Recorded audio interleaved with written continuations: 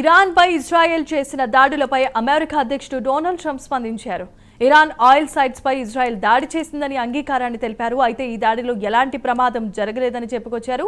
Israel జరిపిన దాడులతో ఖతార్కు ఎలాంటి సంబంధం లేదంటూ ఆయన క్లారిటీ ఇచ్చారు. ఇకపై ఇరాన్ ఆయిల్ సైట్స్ పై ఇజ్రాయెల్ దాడి చేయదని కూడా హామీ ఇచ్చారు.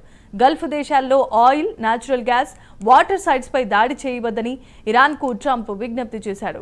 ఇరాన్ ఆయిల్ సైట్స్ పై దాడి చేయడంతో ఐఆర్జీసీ పగతో రగిలిపోతోంది. దాంతో గల్ఫ్ దేశాల్లో ఉన్న ఖతార్, ఒమన్, సౌదీ, ఇరాక్తో సహా పలు కీలకమైన దేశాలపై దాడులు మొదలు పెట్టేసింది.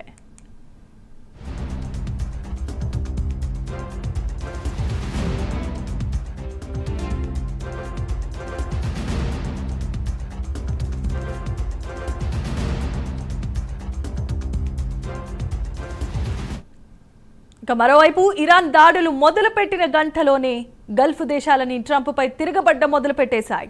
అమెరికా చేసే యుద్ధ కారణంగా తమ దేశాలు పూర్తిగా నష్టపోతున్నాయంటూ మండిపడుతున్నాయి.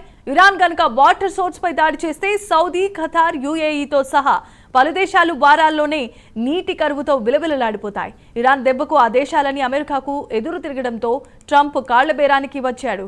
ఇకపై ఆయిల్ సోర్స్లపై దాడి చేయమని, ఇజ్రాయెల్ కూడా దాడి చేయదంటూ హామీ ఇచ్చారు.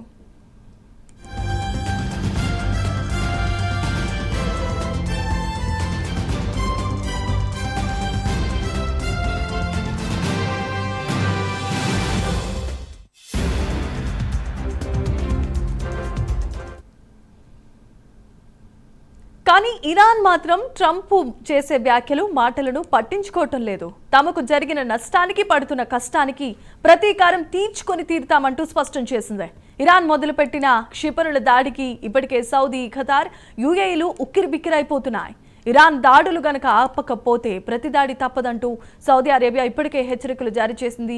ఎవరు హెచ్చరించినా, బెదిరించినా యుద్ధ విషయంలో మాత్రం వెనక్కి తగ్గేదే లేదంటూ ఇరాన్ ప్రకటించింది. దాంతో యుద్ధ తీవ్రత మరింత పెరిగే అవకాశం స్పష్టంగా కనిపిస్తోంది.